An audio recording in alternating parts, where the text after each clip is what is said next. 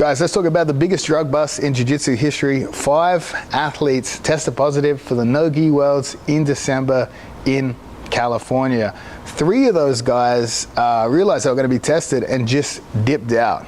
Posted explanation online that the event ran late. They thought they were going to miss their flights. Excellent excuse.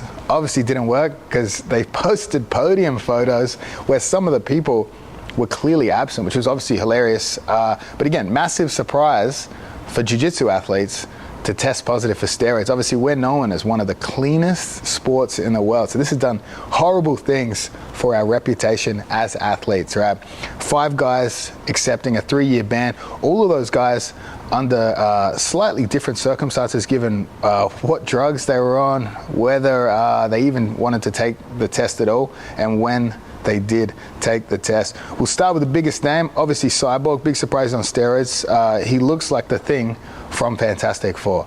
So he tested positive. He dipped out. He realized he was going to be tested, did the runner, and for the first time ever, USADA did out-of-competition testing in a jiu-jitsu event. So IBJJF has been testing since probably 2013, 2014, typically speaking, just for the first place athlete. So again, good reason to throw the fight if you're in the final.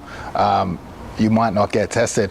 They've started No-Gi Worlds testing, I think 3 years ago, but really this has been the biggest bust, 5 athletes. And typically speaking, again, they only test that first place. But at this recent No-Gi Worlds, a silver medalist got nabbed as well. He tested positive. So again, no place on the podium is safe anymore after this event. But again, what was fascinating was they showed up at these guys' gyms a month later to test them, and these guys still tested positive. So you got to assume these guys are taking these drugs pretty much all year round, probably not any cycling style events. First guy, Cyborg, test positive. 1 month later, 4 tests. They showed up at his gym. He took the test, still tested positive, accepts a 3-year ban. That might explain why he did grappling industries recently, because that would be a competition he would be allowed to do. Of course, he would have known about the 3-year suspension before it was advertised to the public. Wagner, he dipped out. He didn't take the test on the day. USADA showed up out of competition to test him, still refused the test, but then posted on Instagram anyway that he's 41, proudly on TRT, and he sort of threw a bit of shade. Well, not shade, but he threw some compliments to the 20-year-old athletes, 30-year-old athletes that are clean. Henrique Sassoni, Brazilian Jay Leno. This guy had the best results. He tested positive for everything. He tested positive for trenbolone 1 month after the event. So I can imagine you taking some crazy shit for the event, but if you're still on something like trenbolone 1 month later, that's surprising to me. In all my history of training jiu-jitsu, I've only ever heard of one guy taking trenbolone, and as far as I could tell, it messes with the brain, makes you a bit emotional, irrational. So again, tren's a very serious one to take, and I'm no scientist despite the outfit. I'm not sure what its benefits would be for a jiu-jitsu event. So Sony got tested a month later, again, still on all of these things, accepts a 3-year ban. And now let's look at Jonatas Gracie from Atos. He tested positive at the event. He didn't dip out. He took the test, and he was on test and Masteron. Masteron's probably a more realistic drug to take for a sport like jiu-jitsu. I believe it helps when you're cutting weight to maintain strength, help keep you lean.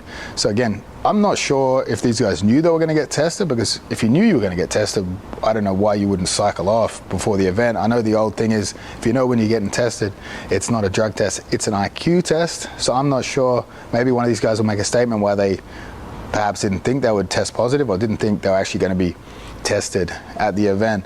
Last guy, Igor Feliz, I'm probably messing up his name, but he came in second, and they tested him at the event, and he tested positive for tests. So again, second place ain't safe. That's another reason you won't see me at an IBJJF event. Who knows? I got a podcast coming. Maybe I'll talk about some of the things I've taken in my career. Obviously, everyone always looks at me and goes, that guy cannot be natty. He must be taking everything with a body like that. So again, massive news. Obviously, it's news everyone can have a good laugh at. Like on the Flow Grappling post, everyone's blowing up, making jokes about this stuff, which again is pretty damn entertaining. Especially Cyborg and Wagner quite often get painted as the villain, so it's like people love having a laugh at the expense of a villain. But again, the most interesting thing about this is you can't even dip out of the test. You can't run and avoid the test. They will track you down try to give you the test anyway. If you don't take the test, that is going to be a 3-year ban. So I mean, it's interesting whether you take the test or you test, whether you refuse to take the test or you test positive, 3-year ban. I know some of the stuff gets swept under the rug. I remember there was something that happened at CJJ a while ago. I think that's why it's in Mexico. But yeah, there's a lot of probably potential positive tests out there that we haven't heard about yet.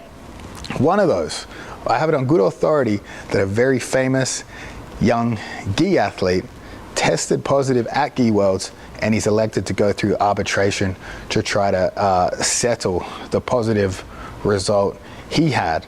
I remember when Philippe Pena tested positive, he went through arbitration, took up to 2 years for us to learn the results of his positive test. So who knows when we're going to hear about this potential athlete testing positive, but you might be able to speculate who it is by paying attention to who continues to compete in IBJJF events that was a world's champion in the gi. And obviously if they're absent, you might be able to put 2 and 2 together, get your conspiracy brain going, get your Eddie Bravo brain going, and come to the conclusion of who it might be. So again, I'm dressed up as USADA today. Nicky Rod's teaching the midday class. I wanted to give him a fright. I wanted to scare him. I wanted to see how he reacted to this outfit, because of course he's got the more plates, more dates video. He took the test 3 weeks ago, but that guy has been going through, I believe he had a death of a friend. I believe he also had surgery himself, so that's been delayed, but that test hasn't disappeared. We haven't suppressed that. We'll know the results soon, and if Nicky Rod is clean, I'll be as surprised as you.